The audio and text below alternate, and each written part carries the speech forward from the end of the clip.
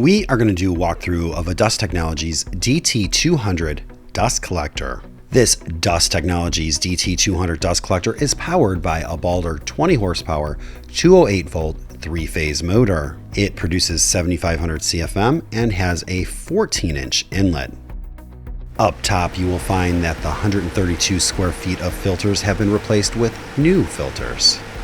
Down below, you can use taller bags than most dust collectors, since it stands nearly 60 inches off the ground.